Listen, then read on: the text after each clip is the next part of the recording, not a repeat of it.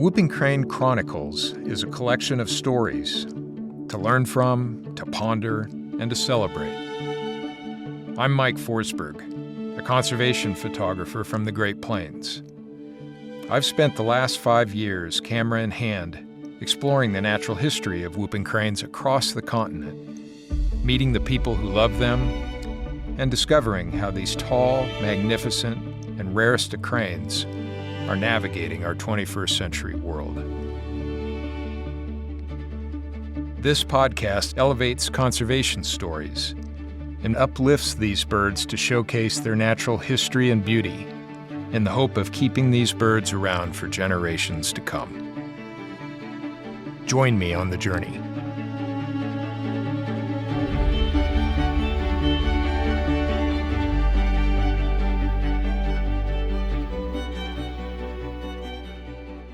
All right. We are at the Crane Trust today in central Nebraska, right outside of the little town of Wood River, part of the Grand Island metropolitan area. Today we are joined by 2 Nebraska local wildlife biologists, Bethany Ostrom and Mallory Jaymes. Welcome. Thank you. Yeah, thanks for having us. You're welcome. The title of our discussion today is Counting Cranes. So we're going to dig into that. But first, what I want to do is talk a little bit about both of you. So let's start with Mallory first. Oh boy. Mallory, who are you and why are you here? Well, my name is Mallory Jaymes. I currently work for the U.S. Fish and Wildlife Service. Pretty new to the position. But overall, I've spent the majority of my working career in Nebraska working for wildlife and conservation. I grew up just 7 miles from where I currently live. It's a small family farm that I'll be 6th generation on, my son's 7th. Wow. As far back as I can date, our family has owned it since 1889. Goodness sakes. It's a lot of history there.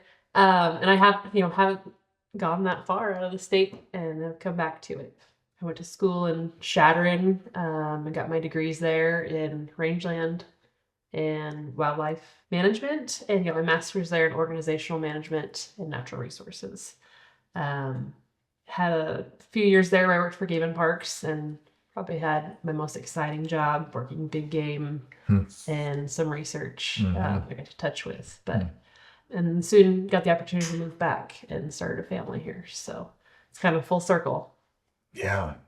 What's that feel like to come back home and start your own family in the place where you started? It's been rewarding to say that. I mean, Central Nebraska doesn't offer all the public land that like Shattern had that I so much loved. Mm-hmm.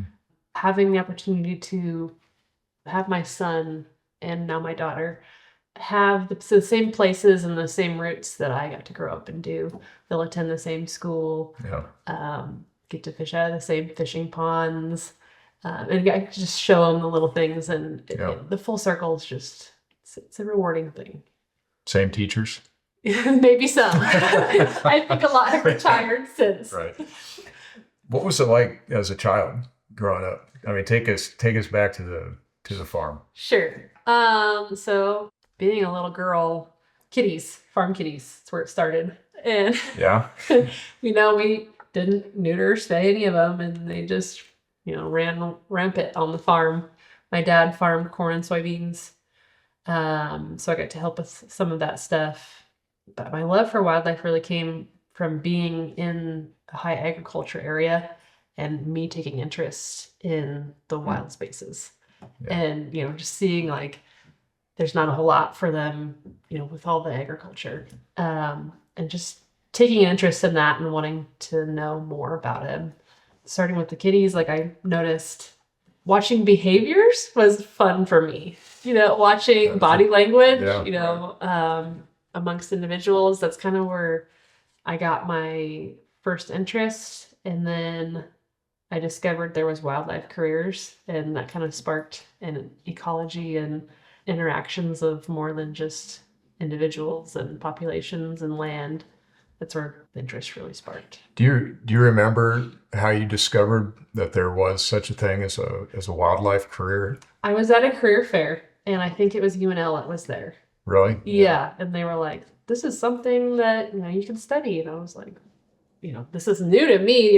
No one talks about this when you're in elementary or. Yeah, right. I think actually being a vet was my initial. That was the one career I was like, oh, it's animals. I can be a veterinarian. Yeah. But medicine and getting a doctorate, it's not really my. It was just the route I knew, and discovery of a wildlife career. Just wow, that is what I want to do. Well, we'll talk about that in a little bit. Let's go over to Bethany. Are we like the same person? Like, yeah, that's kind of, there's a lot of similarities that I didn't know. That's really cool. So, I mean, how do you two know each other? We met through work. Yeah. When you were at Platte River Recovery Program, you were at the meetings. I was at the meetings, and I would see her and be like, "Oh, another tall woman." Yeah. For the folks that can't see us, we're both 6 foot brunette women. Yeah. Both working in this field. Yeah. And there's a lot of other similarities too. So where'd you grow up? So my younger years, I actually grew up in like the Norfolk, Nebraska area, and it wasn't until like early middle school that we moved down to Hastings, not too far from here. Yeah. And then in my high school years, we kind of settled down in Grand Island, and that's kind of where I say I'm from, just because it felt, other than like where I was born and had those very early years, Grand Island is where I felt most at home. So now I am in Minden, which is just 40 minutes down the road. Right. So yeah, I also came back to kind of the same area that I considered home before those formative years of college. What was it like as a kid for you growing up? Did you spend a lot of time outside? Yeah, I you saying farm kitties. I was like, yes, that's like we lived like on a little like acreage when I was really young, and we had a bunch of barns, and there was this section of our property that had like, essentially my dad didn't want to have to manage that part of the yard. So we just let it grow. And then every once in a while he would mow trails through it, and we'd call it like the forest or the trees. And I would spend hours out there with our dog and just like act like I'm on little adventures out there searching for fun little animals and building like stick huts and stuff like that. And then also taking care of all the farm cats that we had that came out of nowhere. I don't really know where they came from, but they were just there, and I loved them. I named all of them, and yeah, and I would definitely say that's where I remember in those early years, like drawing pictures of things that I wanted to be when I grew up, and it would either be like an artist or a photographer or whatever, but it always was centered around animals. Like I wanted to take pictures of animals or draw animals or just be around animals all the time. But yeah, I didn't really realize that it could be, well, the actual like field of wildlife biology, fisheries and wildlife. I didn't know I could really do until early college. But I also grew up watching like those nature documentaries on PBS, like every time they were on TV, I was like, Mom, Dad, I have to watch it. And my brothers would want to watch something else. I'm like, no, I need to watch this. It's about whatever. And I'm like, I'm going to be that one day. And look at you. Yeah, it's kind of crazy. Like even just thinking about it, little me would have been so happy about where I ended up. So yeah, that's really cool. Mallory said that, her first touch with the idea that you could actually do this, take this passion and turn it into a career happened in college. Or Pre-college, high school. Pre-college and high school at a career day fair, right? Mm-hmm. And you said college. Mm-hmm. When did the light go on for you? Yeah, so I went to the University of Nebraska Lincoln, and originally I thought, oh, I just had to go into the field of biology and just kind of make it somehow to a wildlife-esque kind of thing. But then I was talking to my advisor, and she was like, well, all these classes that you want to take, they're actually more for the wildlife major. And I'm like, wait, there's a wildlife major? Why am I here? Can I change? And so that was like within the first few months of my freshman year. So I always knew what I wanted. I just didn't know how to get there. Well, that's pretty cool. We're going to spin forward and talk about your respective careers now. But I'm going to start with something that happened to me earlier today, and it's going to tether into this. So earlier today, I was upriver a bit at Rose Sanctuary, and I was on a tower checking a camera, time-lapse camera that we have out, and I looked downstream, and far downstream, I saw 3 big white birds. And I'm like, holy, there's whooping cranes here. And how perfect is this? But I didn't have binoculars with me. And the person that was with, she had a camera, but it wasn't a telephoto lens. So climbed back down, got a telephoto lens, climbed back up, looked, and whooping cranes were still there. And they hadn't moved an inch for about 10 minutes. I know where this is going. Took a picture, zoomed in, and they were decoy whooping cranes. Only had one leg. Yeah. Yep, had just one leg. What the heck? What's going on there? What's happening? I'll take that. So my current position is with Fish and Wildlife Service, but my previous position for the Platte River Recovery Program, I was the lead whooping crane biologist for, I think, 6 years or so.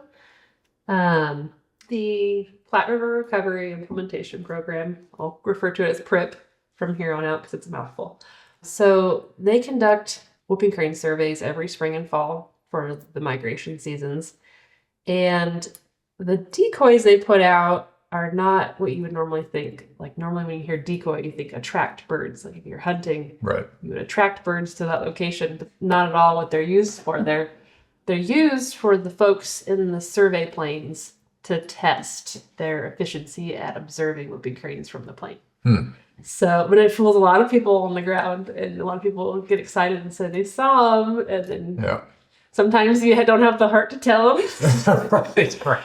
Yeah. But other times when they report it to the public sightings, and which the program always lets the Matt Raby, who is the lead on the public sightings database, is always informed where they're at. But oftentimes they do get reported, and it's kind of a fun little tidbit not everyone knows about. But well, when you say that they fly survey routes up and down the river spring and fall, first of all, when are those windows? So they just updated them, and they updated them because the birds are kind of changing the time of year that they are coming through. So the current dates for spring are March 5th through April 19th. And the fall window is October 15th to November 18th. And I'm not entirely sure on why, but they're coming earlier in the spring and later in the fall. Whether it's climate change, it's not been identified as to why that's going on. Yeah, and so again, those decoys, when they're put out, they're put out with the goal that the folks that are flying the surveys, they're looking down to actually find them. I mean, that's the point, is to find them. But what if somebody flies that flight and they don't see them? There's just a slap on the wrist. They initially, when they started doing that, they thought that they could maybe compare, how many decoy sets they missed, and compare it to, well, maybe we missed this many actual whooping crane groups. But what we found out was the decoys are actually harder to find from the plane than an actual whooping crane. No matter how glossy or white the paint you use on it, they just don't pop in the light from that plane for some whatever reason. So now we currently use it. When I worked for Prip, I made a mug that had a picture of one of the decoys on it. But definitely not a quality picture, but I would try and get some cool background in it. And I would put, whooping crane decoy spotting champ. And I would award someone a mug Perfect. for the most decoys spotted that season. That's awesome. So I was like, collect them all. Man, I want one of those cups now. You might find them at Goodwill. Yeah, right.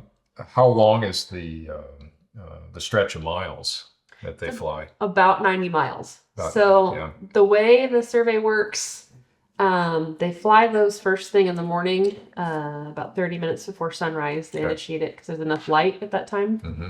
And they target the river because that's where the whooping cranes are roosting. Yep. So that's the point in time they're most consolidated, and you're likely to get the most, the largest count. Yeah. The most complete count, I should say. And so they use 2 planes because of that 90 miles. It takes quite a while to fly, and you want to make sure you're catching them before they leave the river. Mm-hmm. So they'll fly, they'll split the river in half, and they'll do an east half and a west half. Those planes cover the river, and then as their way back to the airport, they'll target wetlands and meadows. Yeah. Because they have to drive back to the airport anyways. Sure. So that's kind of the way that works. With the planes. Do the decoys go in the meadows and wetlands sometimes off-river too? Yes. Yeah. Yeah. They are completely random. And so the folks in the planes obviously aren't told where they're going to be. But we have randomized locations and kind of pick a certain set. I think it was about 20 or 25 sets. We've adjusted that over the years. Mm-hmm. But some will be targeted in the river and some will be off channel, and get permission for those. They used to just put singles out, and then when we were like, well, let's try, we're not getting single whooping cranes and we're getting groups. So it's like, let's try singles, a pair, and 3. So you never know. It's going to be 1, 2, or 3. How long has this been going on? The program started monitoring in 2007, but I believe the data goes back to 2001. Yeah. I think there was something called the Looper Watch. Yeah, that's right. Which is way before my time. Yeah. Almost mine too. Yeah. Yeah. Who's in the plane? Oh, that's very interesting. So the planes take off from Grand Island and Kearney, and the program hires temporary employees. Some are retired folks that have been doing this longer than I have. Yeah. So it was very interesting managing folks that knew more about it than I did. And then out of the Kearney area, we actually get a lot of UNK students that get some, basically work experience that are going into biology. They can jump in the planes and put this on their resume, help them out in their career. What a great deal. Yeah. Yeah. And you've been a person that has both been in the plane and been on the ground setting decoys, right? Yes. Yep. And then there's additionally ground crew. So the plane will spot white birds, and generally they can get a positive ID on it. But we've got lots of large white birds in the Platte. Pelicans, swans, even snow geese, if you don't have a size reference next to it, right, it can look very much like a whooping crane, even though they're significantly smaller. Swans are big. They're a little bit more difficult to tell from the air. But so that's why we need ground crew.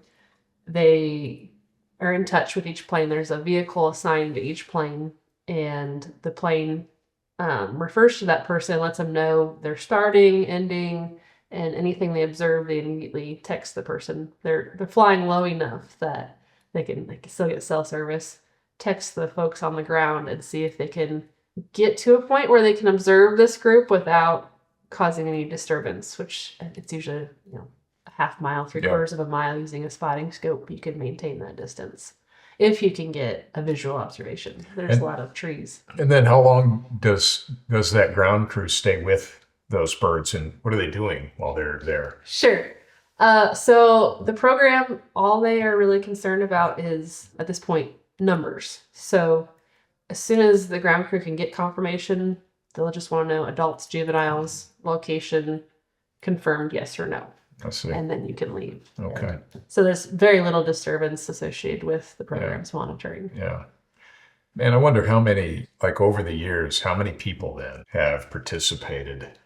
You have a sense on numbers? Well, so most seasons we would hire about 13 Yeah. temporary employees. That way folks aren't in the plane daily. I mean, we would have some people that would say, oh, about once or twice a week. Some other people would have full-time jobs and like Saturday, Sunday only. Mm-hmm. But it keeps fresh eyes. And Yeah. it's a lot of early mornings. Yeah. And it can be daunting at times too. A little bit of burnout, but most of the folks are so enthusiastic about it, especially those retired folks that they just kind of live and breathe Mm-hmm. the whooping crane monitoring, and Yeah. they're great. Last question on that is, do you know where the funding comes from for that project? Yeah. So it's, I believe, Bureau of Rec. Don't quote me on this, but it's a partnership between the 3 states that are involved with the Platte River and the flows for that. So it'd be Nebraska, Colorado, Wyoming. Yep, Yeah. Nebraska, Colorado, and Wyoming. And then we've also got other folks that are involved in the program, such as conservation organizations where Bethany works, and power companies that do hydrocycling, and irrigation users. So water users, conservation, and states, essentially. That's a real surface level. Yeah. It's really complicated. Well, it is. I mean, water's complicated in this state, and the Endangered Species Act is complicated, and you got all of these factors and people and partners that are all collaborating together to try to protect these birds, but also learn more about them, right? Right. So, and I wonder what's something that you've learned when you did that for those many years. Was there something that you learned that you didn't know before that surprised you? Before working for the program, I'd never even seen a whooping crane. And yet you had grown up in the whooping crane flyway. Yes, Yeah. just 30 miles north. Yeah, right. So that's one thing I would say. I always knew sandhill cranes and whooping cranes existed. Seen the sandhill cranes on the interstate, and once in a while you'd see them in the fields at home, but most of the time just flying over. Yeah. But until working for the program, I didn't realize how significant the Platte River was, and the numbers of birds, and it's unique in Nebraska. It's not something you see anywhere else. So that's probably what I learned most. Is that your experience too, Bethany? You're shaking your head. Yeah. I really resonated with the realizing and learning how important the Platte River is, and then also how magnificent this migration is that comes through here. When I was in middle school, my parents would be like, all right, kids, get in the van. We're going to go look at the cranes. And I'd be like, oh, they're just birds. Like, and then after coming back here, I was like, whoa, this is really important, really cool. It's surprising how many people have said it's like a spiritual experience, and I couldn't agree more. We have one of the biggest migrations, and then we have one of the rarest migrations, and it's just super important to protect. And that's kind of that feeling of urgency is, I'd say, one of the biggest takeaways from what I've learned. Mm-hmm. Yeah. How do you like flying in airplanes, counting cranes? Yeah, it's a little bit different of an experience for me versus the whooping crane flights, because most of mine is focused on the sandhill crane population that comes through. And we just do our flights once a week during the spring, but we actually did just start doing some fall flights too. Our first one was on Tuesday. Really? Yeah, didn't see anything yet though. We say counting cranes, but really it is more just of an estimate. And so the way I like to describe it is I try to get kind of a density estimate of like each roost. So how I'll do that is I'll count out 10 individual cranes, and kind of in my mind's eye, I'd be like, all right, that's how big 10 cranes is within the roost. And then you expand that circle, like, all right, that's 10, 20, 30, 40, 50. All right, that's 50, 100, 200, 300, 400, 5. Okay, that's 500, 1,000, you know. And you just do that till the cranes are done. For me, what Bethany does is incredible, and I always joked that I had as many fingers as I needed to count whooping cranes. Yeah, it's quite an intense experience. Most of the time, especially in the spring, you're literally trying to estimate thousands of birds in a few seconds. And unless you're mentally on it for the morning, like if you take an extra split second, it's just, okay, I think we need to circle back around. I don't think I'm gonna get this one. But if you do that too much, then you're not gonna finish the survey in enough time. And yeah, it's pretty intense, but I do love being able to see the habitat that we help protect and preserve from the air. Yeah. It's a cool I perspective. mean, do you remember your first time getting up in an airplane and looking down and seeing all those birds on the river? It was, I mean, they all kind of do blend together a little bit. Yeah. But I do remember just the nerves, that first time of like, whoa, okay, how do we actually do this? This is really crazy. But Can you describe for me, like put us in that airplane? My favorite time to describe is right at sunrise. Okay. So like right before sunrise, we're actually surveying because we start like at first light, which is 30 minutes before sunrise. But if there's like a break in the birds, I always like to turn around and just see this expanse of mostly crop ground, but it's so flat you can see forever. But you can also just see the river flowing in front of you and behind you, and then the sun just peaks above the horizon and it just shines this beautiful light all the way down the river. And it's just like, I wish everybody could see this, but also I don't, because then it would be like too much disturbance. Like it's like, let's keep the peace. But seeing the whole landscape with the fresh light of a new day is really cool, especially when there are birds flying around underneath you. I've been struck being in the air too, to look down, and because the Platte River is a braided river, lots of sandbars above and below the surface, with cranes at their peak in the second, third week of March, whenever that is. They almost look like islands. Yeah, it really does, especially in the areas they're concentrated. Like you'll look above or look ahead of you in the plane, and you'll be like, oh, are those a bunch of sandbars? Nope, those are cranes. All right. And yeah, it's just like a blanket of gray across the river, and it's something.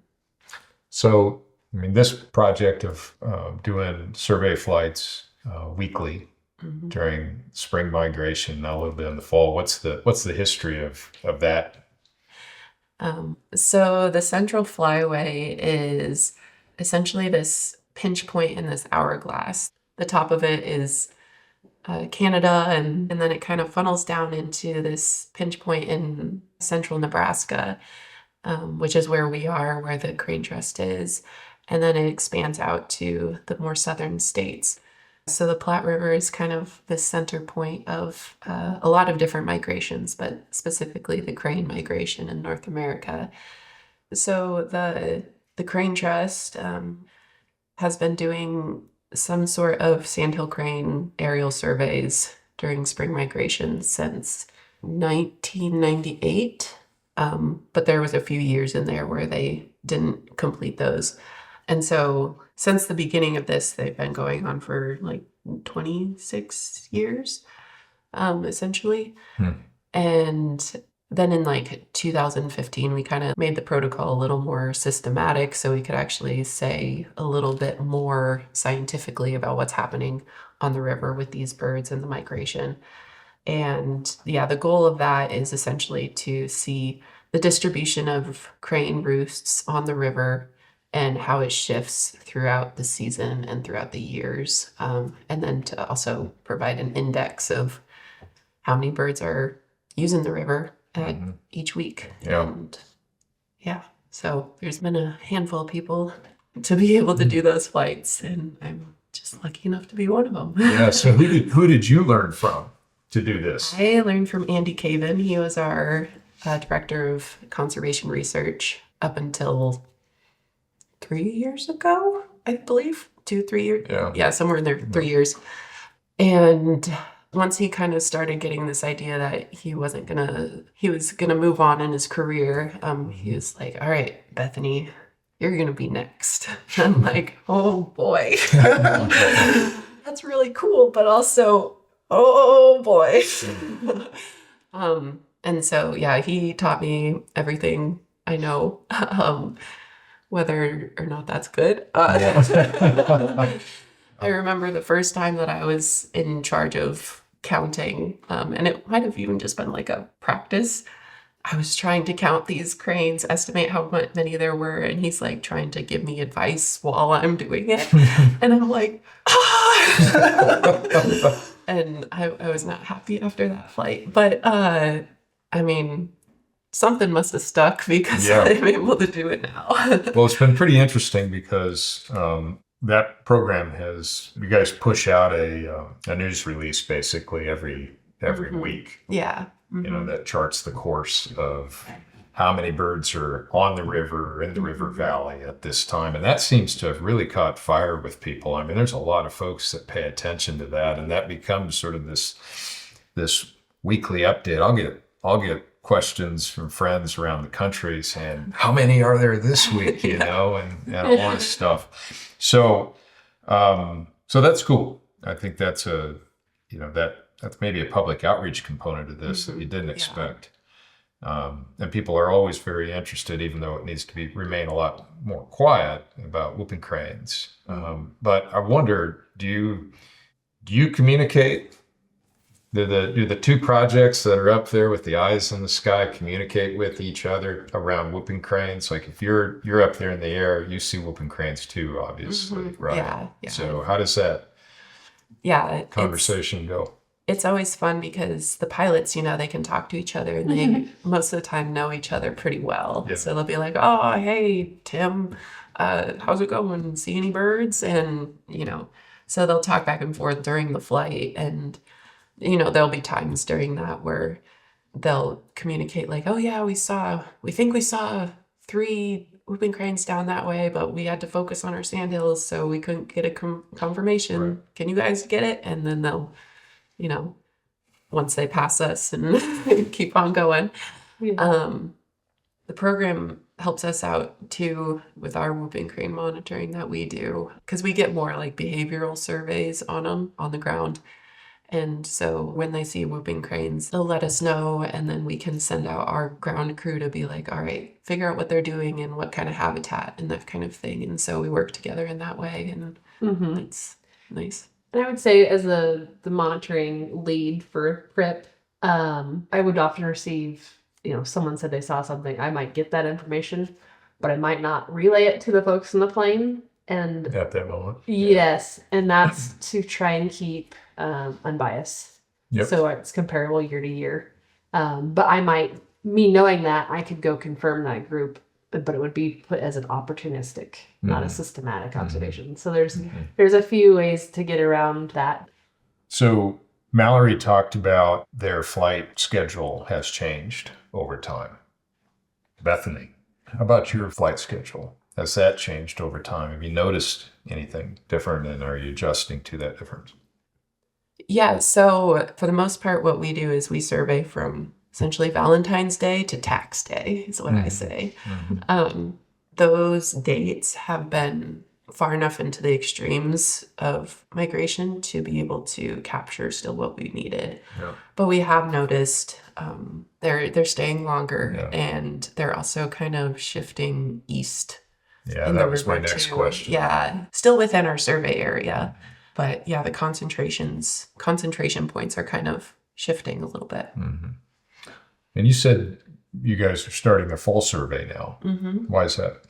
Well, me and also our past director, Andy Caven, have been wanting to do fall surveys for a while, but it wasn't a priority. So it just never happened. And then this past year, we actually saw this really strange fall with the cranes. They typically, they'll come through, maybe stay for a day, maybe two, and then move on. Whereas in the spring, they'll stay for weeks.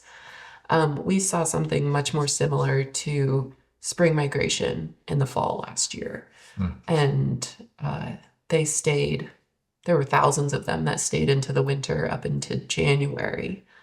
And then there was a really bad cold front that came through, pushed most of them out, but then they came right back for spring migration.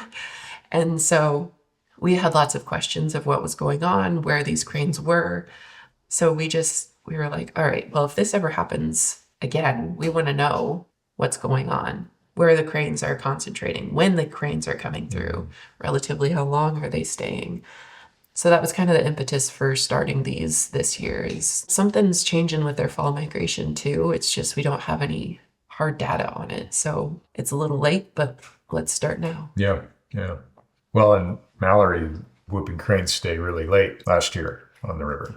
Yes, they did. That was my last season working, and kind of joked that they broke the system and I went a different career route. It's their fault. But yeah, we saw something we'd never seen before, and we had a pair stay till I think January 10th.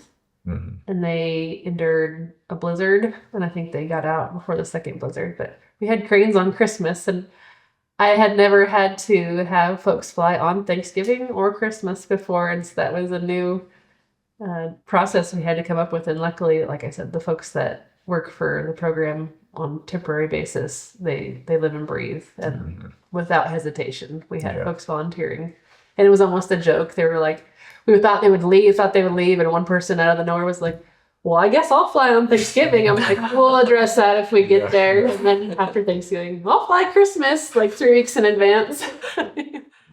Well, things are changing, aren't they? It seems to be that way. Yeah. We put a lot of focus on the Platte. Both of you grew up in central Nebraska, and both biologists and are in the know. The Platte's not the only place or hub for cranes.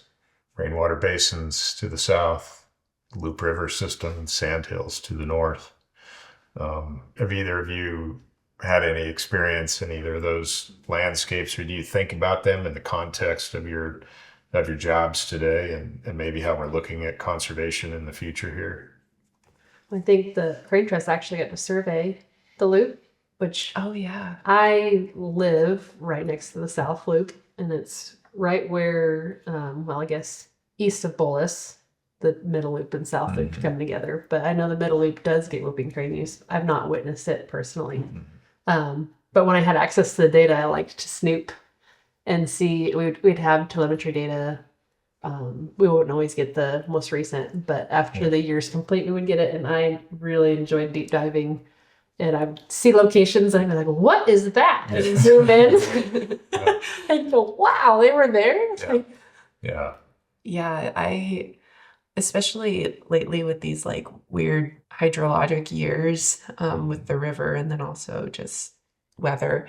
I've been thinking about like the other habitats, the rest of their migratory corridor a lot more with like, all right, well, if they don't get what they need here, where are they going to get it? Or if they're not getting what they need somewhere else, can they get it here? And so, yeah, kind of just like realizing that we aren't their only hope, but also at the same time, if we need to be their last hope, we need to be here for them, and just be able to realize that they have a much longer journey than just our little area here. I haven't spent as much time in the air as you two have, but a couple of years ago, a buddy of mine and I, in a small plane with permission, working with the Telemetry Partnership and others, followed the whooping crane migratory corridor in April from the Texas Gulf Coast up to Wood Buffalo National Park, which is a 2,500 mile plus journey for birds. And that was maybe one of the things that struck me most about taking that flight. Took us 18 days. And every time we left, that each morning we got up to see if we could fly. First of all, was the weather right? Were the winds right? How are the mechanics of the plane? How were the mechanics of us? How were we feeling? Then once we were up in the air, we didn't know where we were going to get fuel. We didn't know where we were going to, eat lunch. We didn't know where we were going to stay the next night. We were just sort of at the whims of whatever the day was going to bring us. And it was a really interesting exercise because birds are making those same decisions too every day. But of course, they don't have the lap of luxury to fall back on with the, motels and somebody making your food and all of that stuff. But it was really, really interesting. And it showed me that these birds just can't have a couple places. They have to have a lot of places that they can bail out, and maybe a place that they can rest for a very long time. Maybe just not for a night, but maybe several days or a week or more. And so to me, I want to go back to something that Mallory, you said at the very beginning, which was about wild spaces. When you say wild spaces to a lot of people in this country, my imagination goes to thinking about these giant Western landscapes, huge national parks. But you mean something different. I do. I would say in central Nebraska, wild spaces can be just a couple acres. It could just be the wet spot in the cornfield that the farmer can't farm, and it's got native vegetation. It might not be even totally intact or completely the way it was historically, but it's a wild space in the fact that it's not farmed and, the cattle haven't been in it. Those little spaces that are just deemed unusable for agriculture can be a wild space, even though it's not what we have sort of in the back of our mind, public land and Shadron, Right. wilderness. It's not those areas. But yeah. How do we conserve those spaces then? Because every space matters, right? Out here, it doesn't matter how small it is. How do we protect those? And we're not going to put a wall around them. We're not going to make them into a national park or a state park or anything like that. They're part of these, these working landscapes. Our Great Plains, our breadbasket, our energy pump. It's an industrialized agricultural economy. So wildlife has to fit in, right? How do we conserve those, and how do we conserve those for cranes? Oof. I think about this every day. Yeah, ain't that the question? That's the old question. Yeah. Outreach, I would say, is big. I mean, educating farmers, and I've found the older farmers get sometimes the more reflective. I used to work for Pheasants Forever and got to be in touch with some of those farmers working for being partnered with NRCS and all the conservation programs they kind of have to offer to these producers. The ones that would come in, there would be farmers that would come in, they would just say, what can I do with this? Like, how can I just do better for the birds? And then we'd have other folks that would say, well, if I could get a payment on, CRP program, where we get an annual payment to not farm this property, and then we make that wildlife friendly and make it a wild space. There's some options, but I think outreach is, the most cost efficient and easiest. Yeah. But it requires that landowner to come in and have an interest. And maybe sometimes for you to go out. Yes, those are always my favorite days. Yeah. I actually acquired a kitty doing that. We're back to cats again. Oh my God, we're back to cats. All about cats. Bethany, I'll ask you to answer the question too. I was kind of thinking along the lines of, this education piece. Like you were saying, this is a very economy-driven landscape. And how do you provide value for something that doesn't have a monetary value for somebody's household? Of course, their first priority is going to be their family and taking care of their family and themselves. And some ways to do that are like easements and CRP and stuff like that you mentioned, Mallory. And then also part of this like education is just to, express the value that's there, that's outside of this economic side of things, trying to allow people the space to actually appreciate what is there naturally. They just have to let it be. Yeah. Both of those are well said. And I mean, it sort of rings in my mind, it's conservation. It's that old line, conservation begins with conversation, right? You never lead with telling people what they ought to do, but you can share with them what you know based on the experiences that you've had in your lives. So this is the last question here. You both grew up in Nebraska and found careers in wildlife, and now you both have young families, your young mothers. What is your hope for your children when it comes to wildness and the outdoors? I'll let you go first. Okay.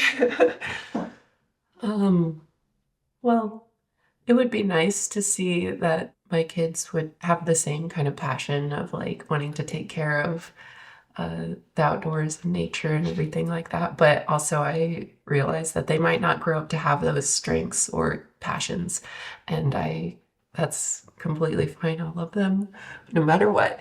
And, but I just want them to be able to experience the majesty of the world that we have, and to be able to fall in love with something that seems so simple, like a little butterfly or a caterpillar, but then also see how it connects to something much greater than just a little butterfly or caterpillar.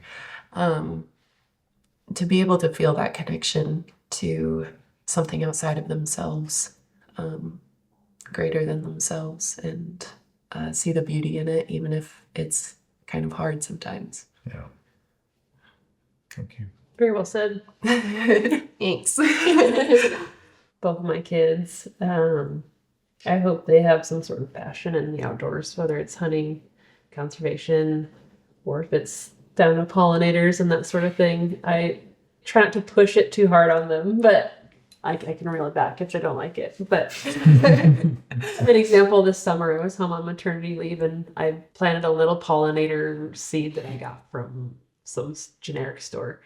And whatever came up. I didn't pay much attention to it. But I did find a garden spider web in it. And I remembered way back to kindergarten when we had one on 2 little wood stakes on the sand thing. And the school was new, the elementary was. And so there was still a lot of bugs to be found. And we would throw bugs in there and watch the spider. And so I desperately tried to go find bugs to let him throw in this little web. Well, both of your children, families are lucky to have you two as moms, and we're really lucky here in Nebraska to have you two as biologists and just people living out in the land.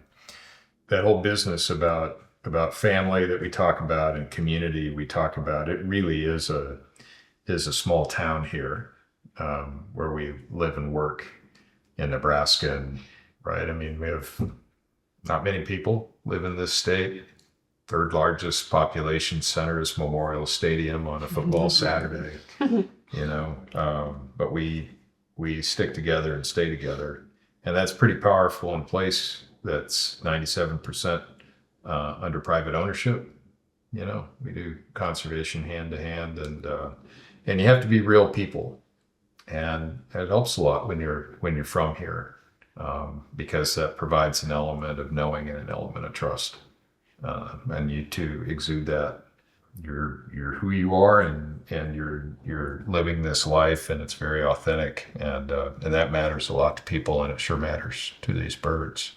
So I want to thank you, Mallory and Bethany, for offering your insight and your time today out of your schedules, and thanks for the work you do with whooping cranes, and sandhill cranes, and not just here in Nebraska, but everything that you do here goes well beyond it.